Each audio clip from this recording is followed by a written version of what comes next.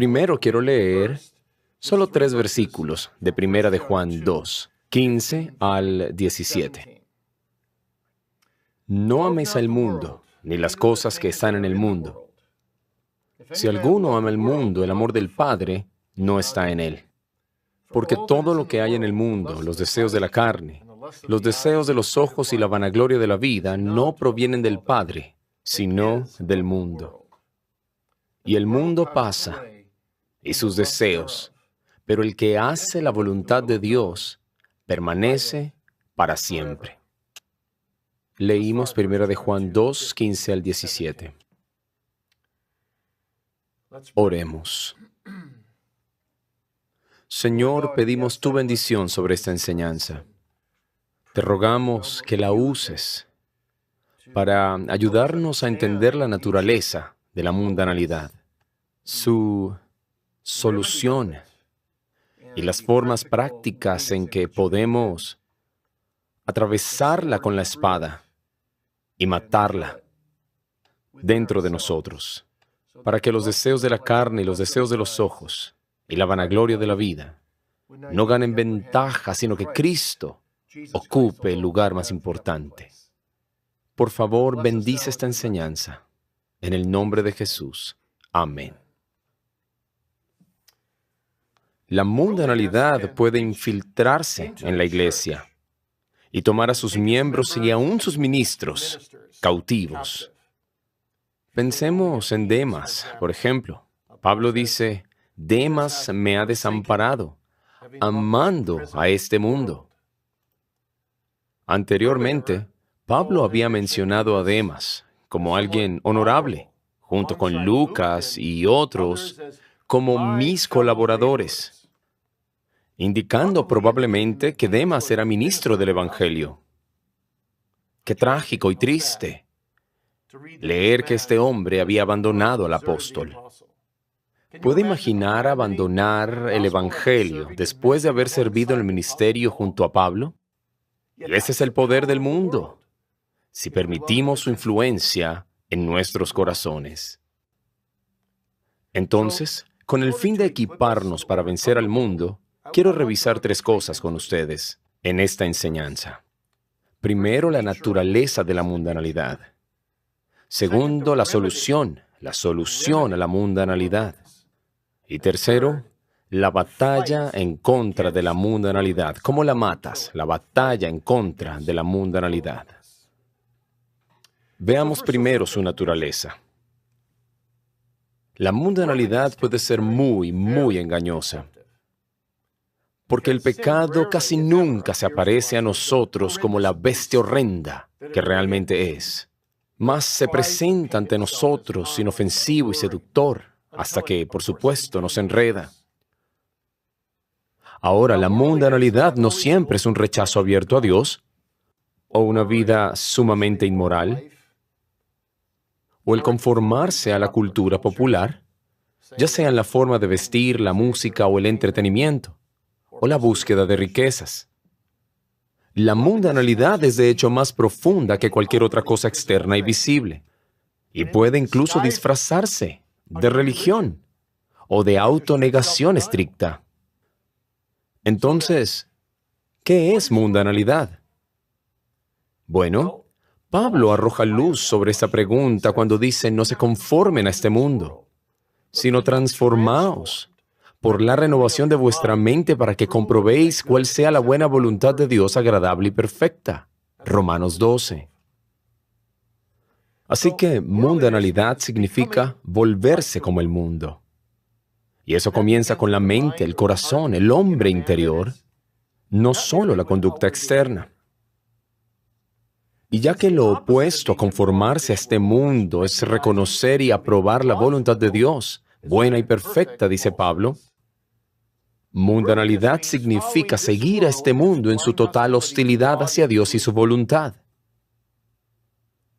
Este mundo es el ámbito de una humanidad caída, y la mundanalidad es cualquier actividad humana hecha sin Dios o en su contra.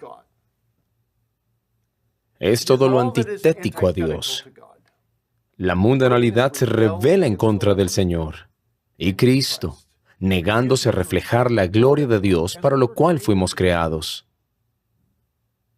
Lo diré de esta manera. La mundanalidad en esencia es todo el amor humano gobernado por el amor a sí mismo, en lugar de por el amor a Dios.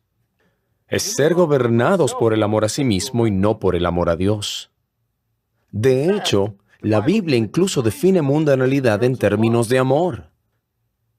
Recuerden lo que leímos, 1 de Juan 2:15, no améis al mundo ni las cosas que están en el mundo, porque el que ama el mundo no tiene el amor del Padre. Así que la mundanalidad es el amor centrado en sí mismo por la gente y las cosas del mundo. Y Juan contrasta el amor al mundo con el amor al Padre. En lugar de recibir las bendiciones de Dios con gratitud y adoración, a Él, la mundanalidad abusa de la bendición por la exaltación a sí mismo. La mundanalidad dice, yo debo crecer y Cristo menguar. Pero la piedad dice, Cristo debe crecer y yo menguar. Así que la mundanalidad se manifiesta por una alta preocupación por lo físico y temporal, que por lo espiritual y eterno. Y puede discernirse por la prioridad de satisfacer nuestra lujuria, por placer, posesiones, prestigio, en lugar de hacer la voluntad de Dios y buscar su reino. Y Juan dice en el verso 16 que el amor al mundo son los deseos de la carne, de los ojos y el orgullo de la vida. Pero el mundo, sigue diciendo, pasa, y sus deseos, pero aquel que hace la voluntad de Dios permanece para siempre. Así que, ¿de qué le sirve ganar todo el mundo? Bueno, Charles Spurgeon dijo que termina con nada, más que un ataúd y polvo en su boca, yendo camino al infierno. Pero por otro lado, la gloria eterna espera por el Hijo de Dios, quien aprendió a matar la mundanalidad y amar a Dios sobre todo. Esto es mundanalidad, un amor triste, blasfemo y vacío por este mundo presente, con toda su maldad y pecado.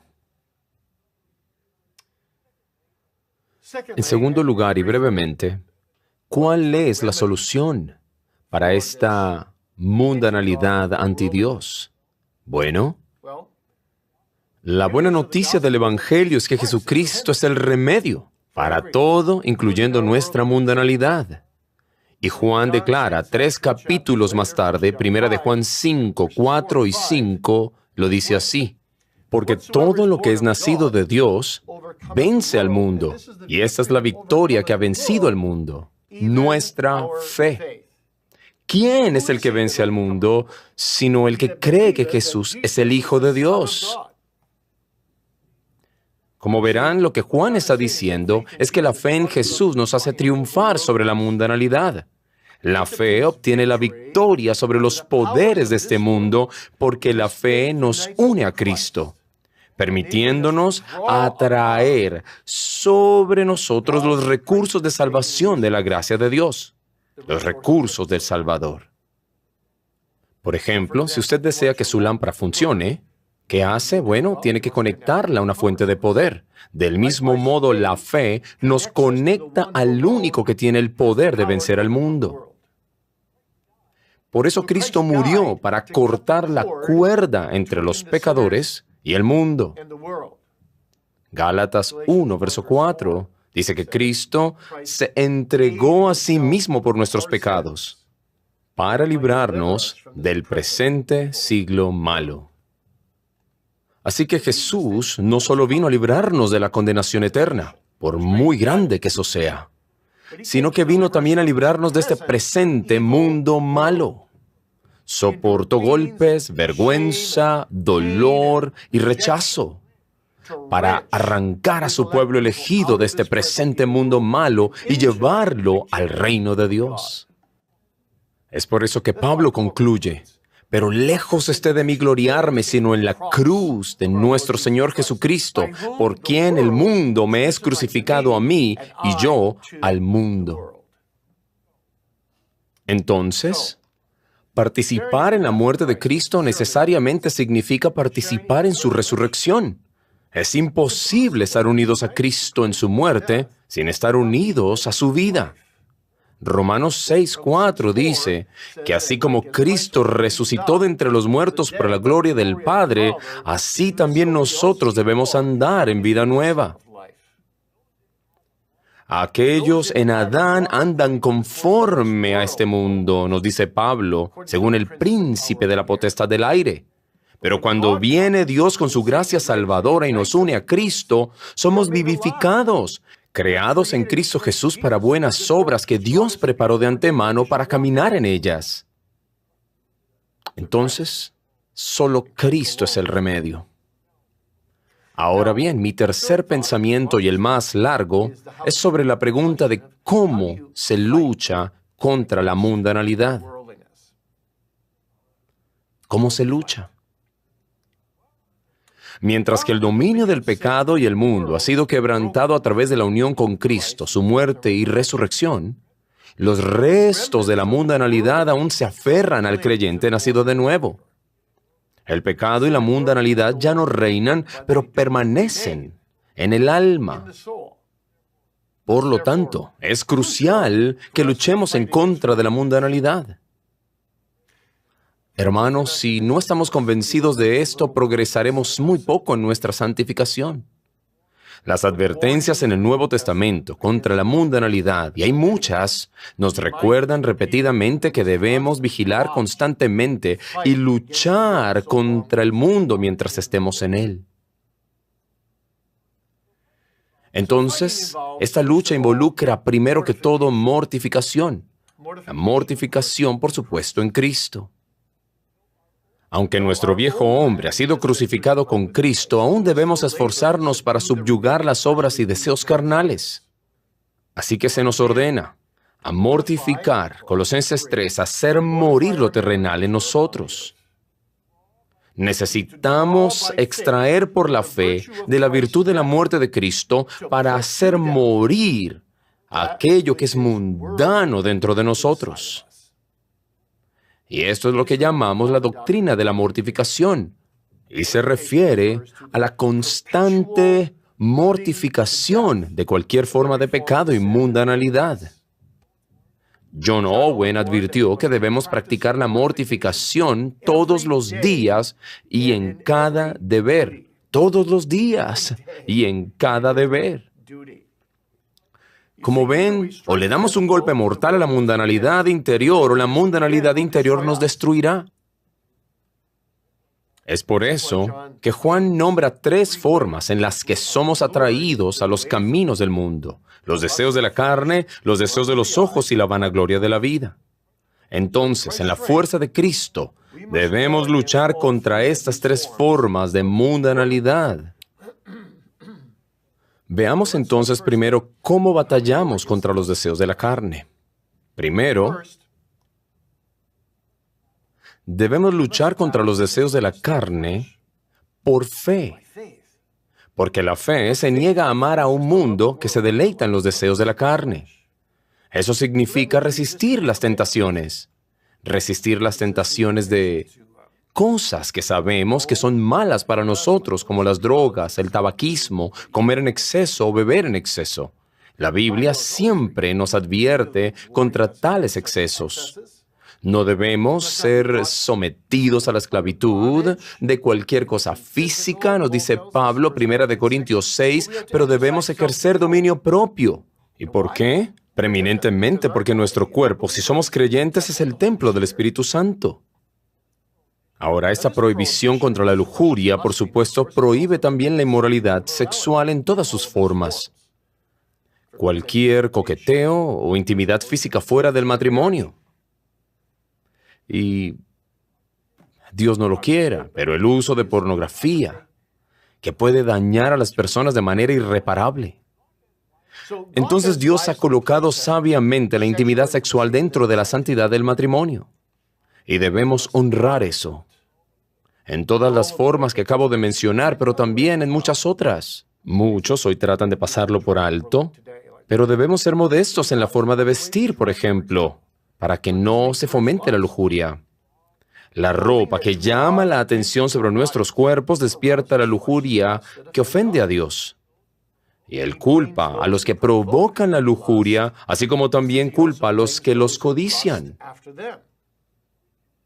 Así que negarse a amar al mundo significa alejarnos de todo lo que es de naturaleza mundana y pecaminosa, músicas, fiestas mundanas y formas de entretenimiento poco edificantes, todo lo que despierta la lujuria. Lo que debemos preguntarnos desde todas las formas de entretenimiento, ¿puedo orar por esto? ¿Glorifica a Dios o enciende la lujuria? ¿Pasa la prueba de Filipenses 4? Piensen en aquellas cosas honestas, justas, puras, amables y de buena reputación. Tenemos que evitar, tanto como podamos, en este mundo inicuo, cualquier cosa que fomente en nosotros lujuria. Incluso lo que debemos evitar puede parecer lícito en sí mismo. Entonces debemos vestirnos del Señor Jesucristo y no hacer provisión para la carne y satisfacer su lujuria, dice Pablo. Número 2. Los deseos de los ojos. Satanás trabaja duro para atraer nuestros ojos al entretenimiento mundano, tal como tentó a nuestros primeros padres a creer que su creador era duro e inflexible y cruel. Y nos susurra, ¿cuándo dijo Dios que no podías disfrutar de videos que violan repetidamente sus mandamientos?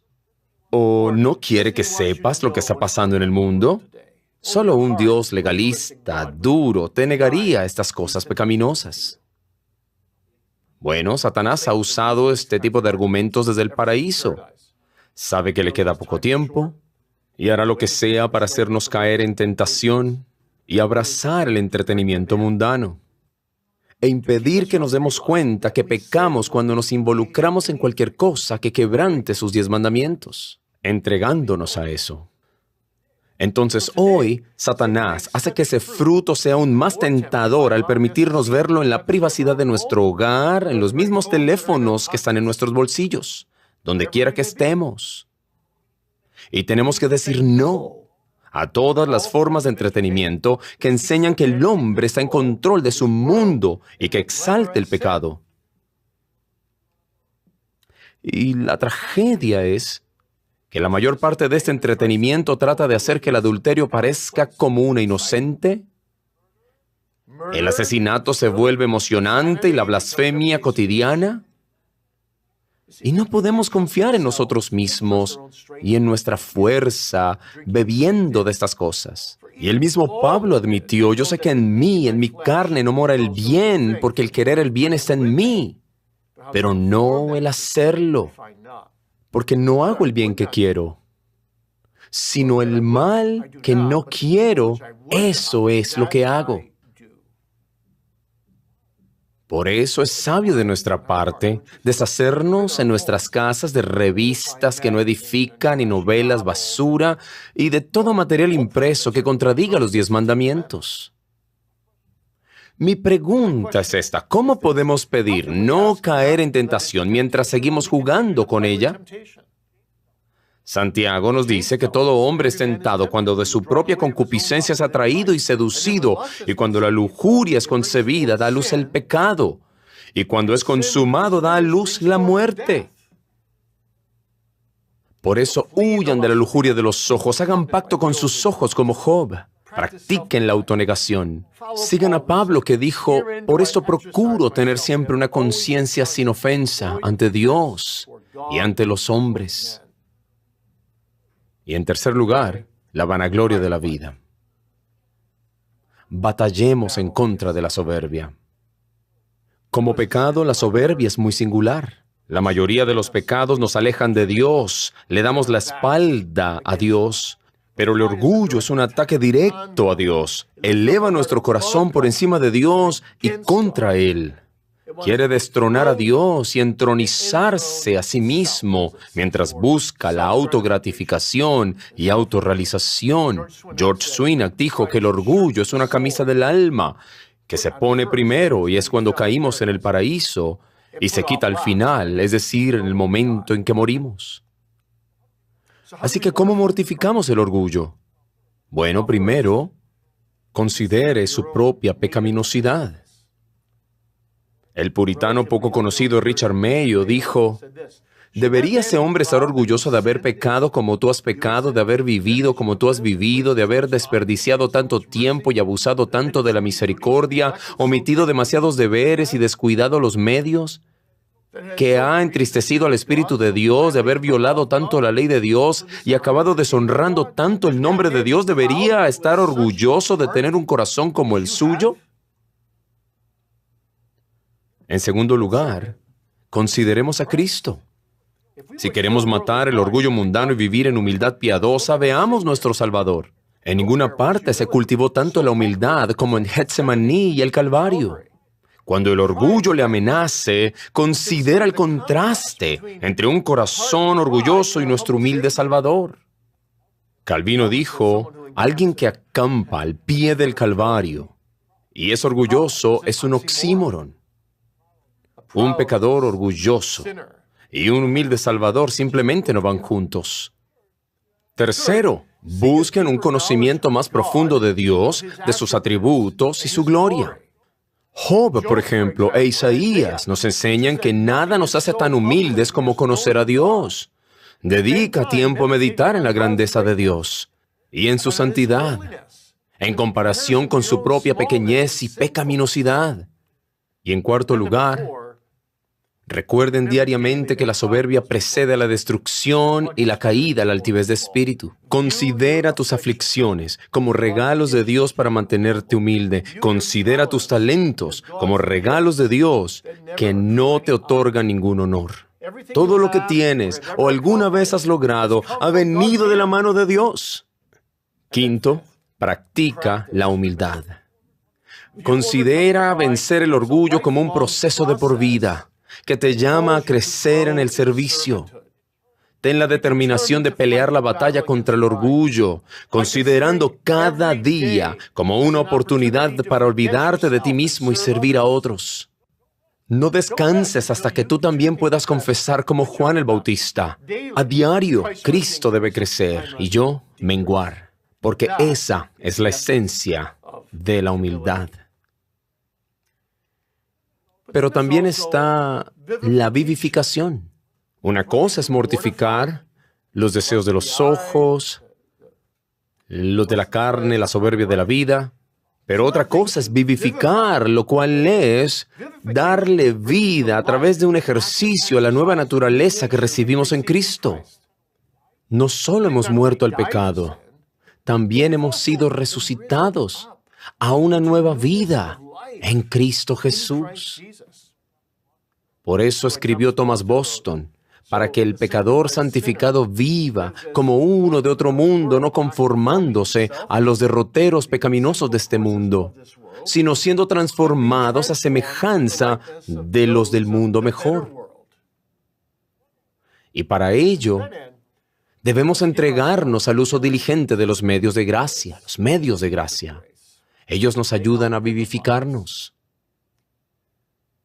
Nosotros, ministros del Evangelio, a menos que descuidemos descaradamente nuestro llamado, estamos dedicados a la administración pública de los medios de gracia: predicación, enseñanza, canto de salmos o himnos, bautismo, la cena del Señor. Pero asegúrense de que estos medios públicos no se convierten en meros ejercicios profesionales. Si eres ministro del Evangelio, simplemente siguiendo la emoción y la religión porque es tu trabajo, tu vocación. Más bien, usa tu participación en la adoración pública como un medio de gracia para tu propia alma, para que crezcas en la gracia. También debemos procurar no descuidar los medios privados de gracia, porque es un peligro mayor para los ministros. Debemos leer, buscar, memorizar, amar, orar, meditar en las Escrituras. Debemos ser disciplinados y firmes en la oración privada, porque la oración nos mantiene en comunión con Cristo. Nunca, nunca debemos emprender ningún deber ministerial sin pasar tiempo en oración de antemano. Número 2, obediencia a los mandamientos de Dios. A medida que nuestra fe se fortalece a través de los medios de gracia, somos cada vez más capaces de pisotear el mundo bajo nuestros pies, al obedecer los mandamientos de Dios. Primera de Juan 5, 3 y 4 dice, «Este es el amor de Dios, que guardemos sus mandamientos, porque todo el que es nacido de Dios vence al mundo».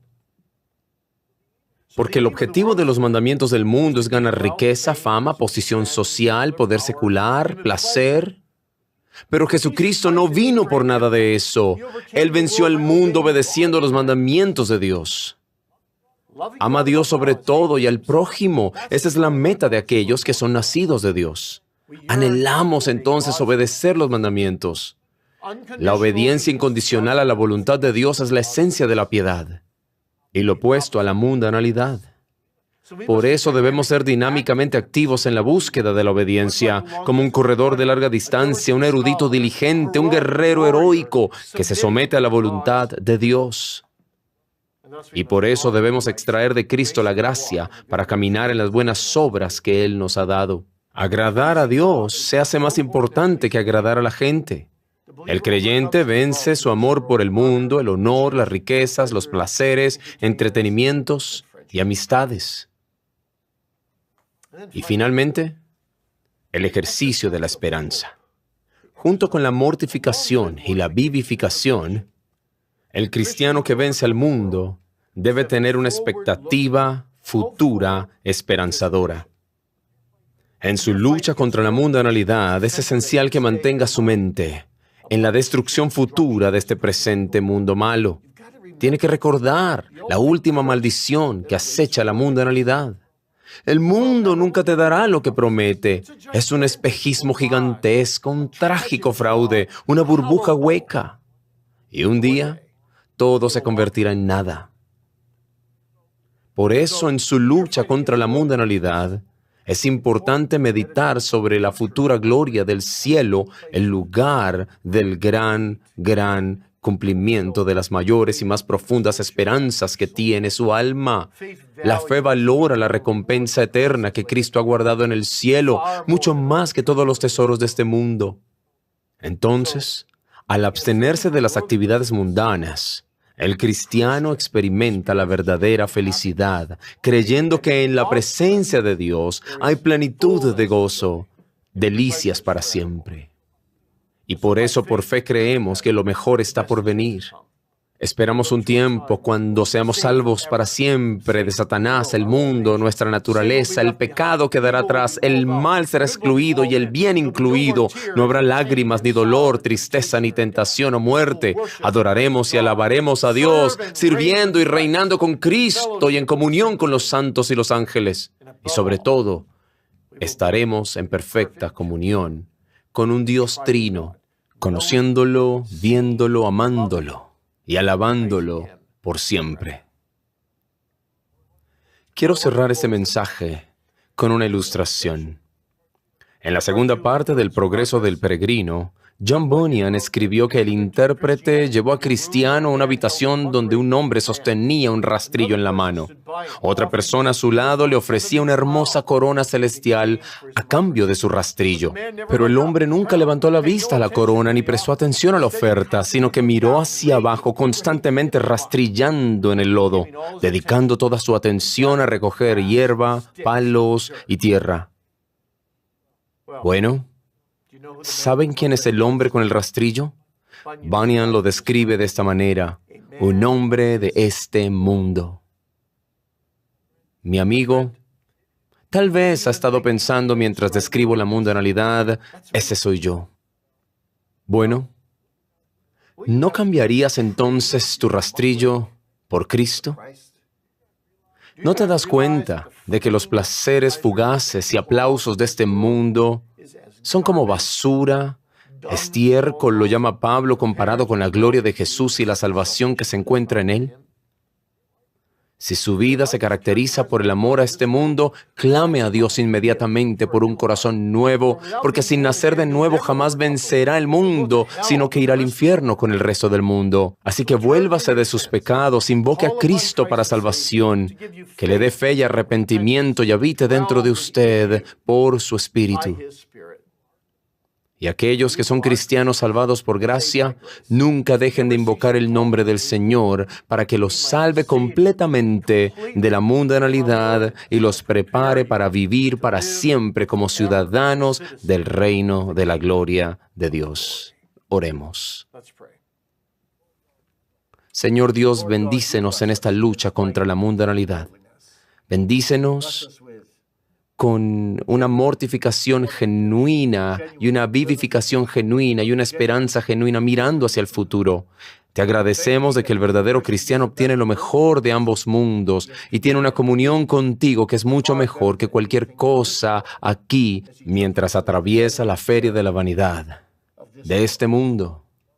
Pero Él también tiene gloria futura contigo, que es la antítesis de la destrucción en el infierno. Oh, ayúdanos entonces a caminar como santos de Dios, mirando a Jesús, el autor y consumador de nuestra fe, y líbranos, Señor, de nosotros, nuestro pecado y la mundanalidad. Y ayúdanos a no vivir de acuerdo a los deseos de la carne, de los ojos y la vanagloria de la vida. En el nombre de Jesús oramos. Amén.